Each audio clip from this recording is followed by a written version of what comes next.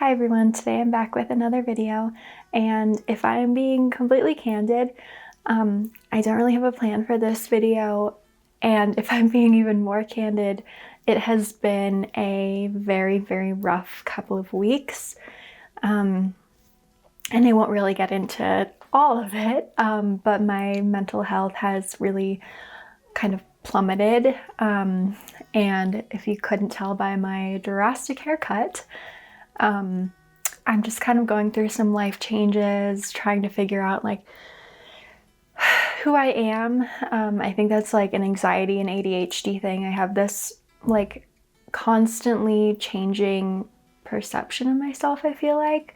And I am trying to really focus on who I am at my core, because I feel like I kind of do some things on like whims, and I follow trends, and so a lot of what I've been going through is self-discovery and discovering some parts about myself that I don't like, and I want to change some things that I really like about myself and want to lean into more. So that's kind of the core of what's been going on, prompted by real life situations, some huge stressors, and yeah, just a lot of things going on. So I'm gonna get ready for my day and bring you all along with me and do a little chit chat, talk about, life and ADHD and mental healthy things, and maybe some happy things as well. So I cut my hair 2 days ago. I did cut my hair myself, so if it's uneven, please don't say anything. It's too much of a stressor to go and have it professionally cut. Honestly, I have had a really drastic and unfortunate hair journey for my entire life. Hair has kind of been the main way that I have always like expressed myself and expressed how I'm feeling in life. Like if you go back through pictures of me as a child, you can see the times, or even as a teenager, you can see the times when I was like clearly going through something because my hair was like black or red, or I had bangs. I have not cut my own bangs in a long time, so I feel like we're making improvements in that realm. Last year I did fry my hair with bleach. I was like, I looked like a Targaryen. Like it was not okay. I did not do it correctly. I did it myself, and my hair was like so bad. So honestly, the fact that I was able to continue to grow my hair after that, and get it to a moderately healthy place without ever cutting it is kind of miraculous. But my ends were super dead. I was trying to get it back to my natural color with toning, but my ends were like, there was nothing that was going to fix my ends. So I really wanted to cut it anyway. And I was like, I don't really like the way mid-length hair looks on me. So I was like, I'll go drastic. I'll just chop my hair. So that's what I did. Yeah, but I told my mom, I was like, at least I don't have bangs. So yeah, it's been a very hectic couple of weeks. I had kind of a weird transitional life situation happen.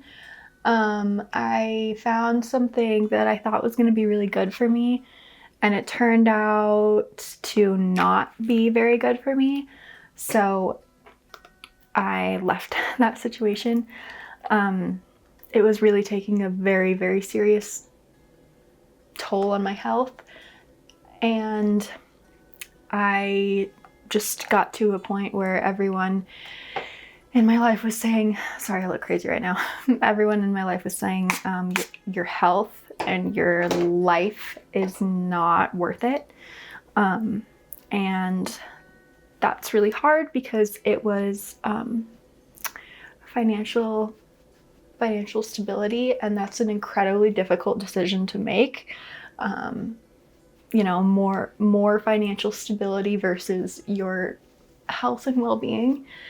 And I ultimately chose my health, and there are other options. So it's, it did feel like the end of the world after I made that call, but I'm coming to realize that it's not the end of the world. There are other things out there, and I really do believe that everything happens for a reason. So that's what I'm trying to lean into right now. And in this time of uncertainty, having a bit more time on my hands, I really want to figure out how to be more intentional with my time. And my anxiety while I was in this position was off the charts. I was having panic attacks every day, and I wasn't eating. I was having digestive issues. I wasn't sleeping. I was exhausted all the time. I could not focus on anything. Like, my body was physically telling me that something was not working for me and was not good for me. And for so long, because we live in such a production-based society in the United States, where I feel like it's kind of ingrained in us that we need to complete a task and meet expectations, whatever the cost to our physical and mental health, because that was so deeply ingrained in my mind, I was ignoring my physical body cues, mental cues. With anxiety, it's hard, but my body was literally telling me, like, what you're doing is not working. Please stop.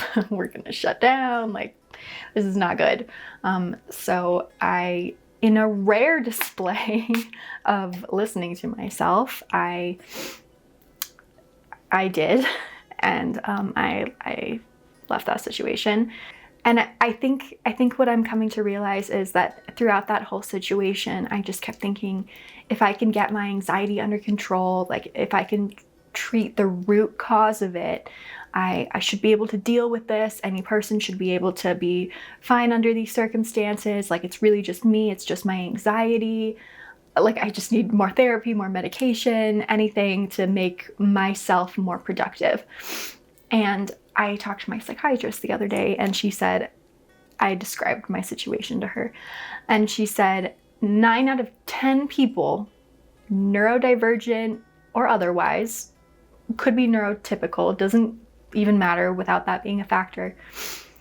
She said 9 out of 10 people would not be able to work under those conditions. A mental health professional validated what I was feeling, and that really just felt like a sigh of relief. And I realized it's really not what I needed to be doing differently. It was just the situation that was incompatible for someone like me, and potentially for other people as well. And I also did some reflection and was thinking about it, and I was like, when I was working part-time and I had more free time on my hands, as is the case now, is my anxiety gone? No. Do I stop having panic attacks? No. So the situation was exacerbating it, but the truth is I have resting anxiety no matter what's going on, and what I really want to do with my free time is figure that out. I really want to figure out why my nervous system is so overloaded and treat that while I have the time to treat it. And I know obviously it's going to have to be preventative, and it's something that I'm going to have to do my entire life. Try to work at the root cause and keep it from getting to a critical level. But while I have the time, I really owe it to myself to live slowly as I can, and take time with myself, be gentle with myself until I come to a place where there are going to be physical stressors. But while I am in a better place, I need to figure out some tools so that when I'm in a less good place, I can cope with it, and I can be able to work through it and have a financially stable position.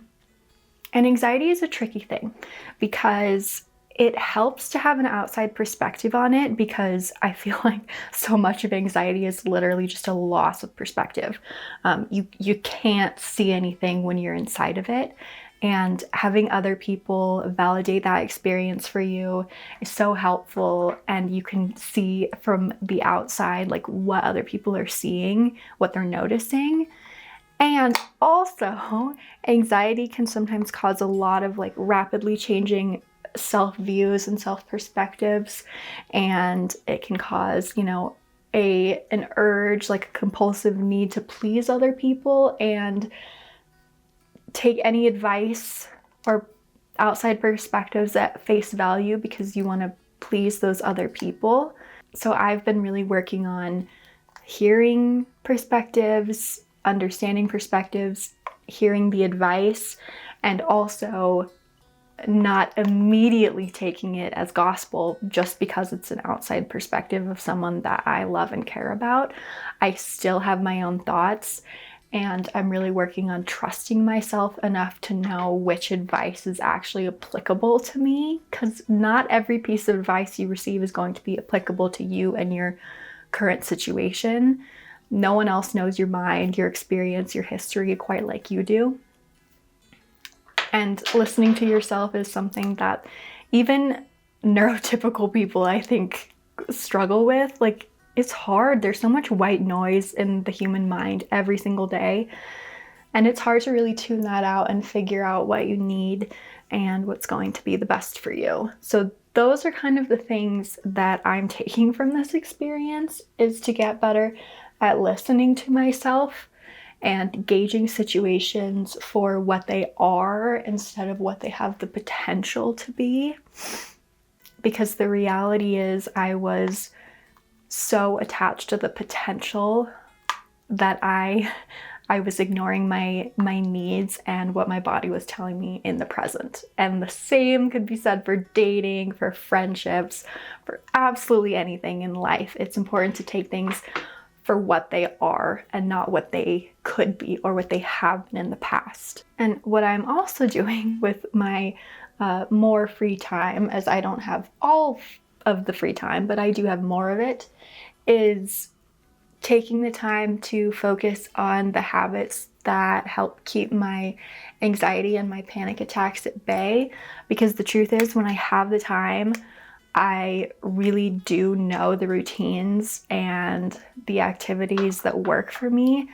And on top of a stressful situation just being a stressful situation, when that stressful situation is something that takes up a large portion of your life, your time, your mental faculties, your energy, it also reduces your ability to do the activities and keep the routines that would keep your anxiety at bay. It reduces your ability to have those preventative tools and treatments and actually use them, because this situation, it was full time and I was spending all of my time doing this, and so the time I spent there was depleting all of my energy and mental resources. And by the time I came home and actually had the time and ability to take a walk, take my supplements, cook for myself, read, I was exhausted. I was completely spent, and I couldn't properly take care of myself or do anything to really reduce my anxiety. I just had nothing left. So I think that's important to keep in mind, that it's not necessarily just where you're spending your time, but it's what that time is doing to you. So when you're outside of it, what's left is what you have to help your own mental health. So today, for the first time, I had the time and energy and resources to go on a walk. I made myself breakfast. I meditated. I exercised. I did a little online Pilates class. And honestly, I feel better today than I have in a while. And it's really just like the little things, I think, sometimes that you don't, I mean, I won't speak for anyone else, but I don't realize how much they do for me. And then when I do them for the first time in a while, it honestly feels like putting on glasses after not being able to see for a long time. It just opens my eyes and I feel so much kinder. I have so many more coping skills. I actually find myself wanting to spend time with my family and my friends, and it's just amazing what you can do and how much better you can feel nearly instantly when you put your own health first. And I know that this is obviously individual based and this changes person to person, and not everyone has the opportunity to take that time, and I am 100% acknowledging that. I am not blind to the fact that not everyone has the luxury to take the time to meditate if they're working, multiple full or part-time jobs. I am completely aware of that fact.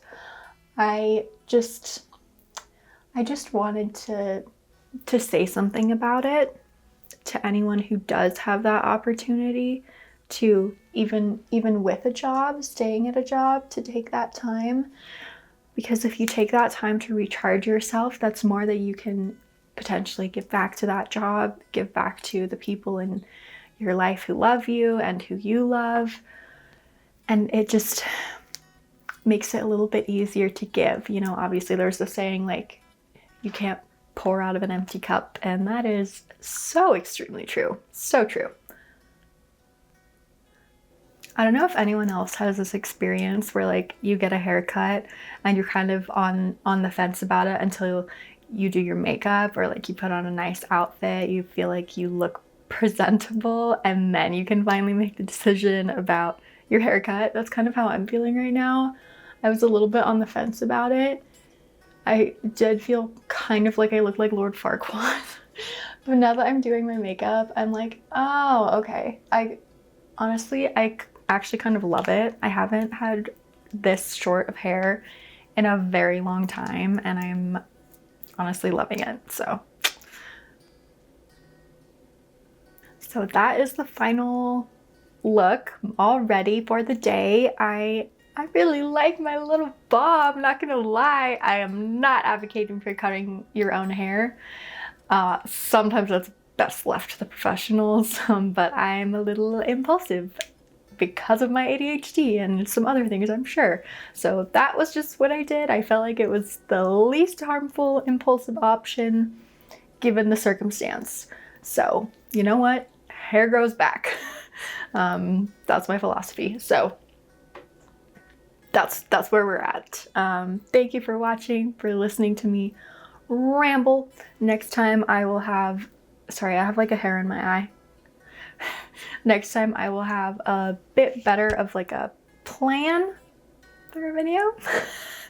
I really wanted to be candid and chat. A lot of comments have thanked me for sharing my personal experiences, and I always want to be candid about mental health. I think that's one of the ways that we can best combat those difficult thoughts and those isolating thoughts, is to really share our experiences.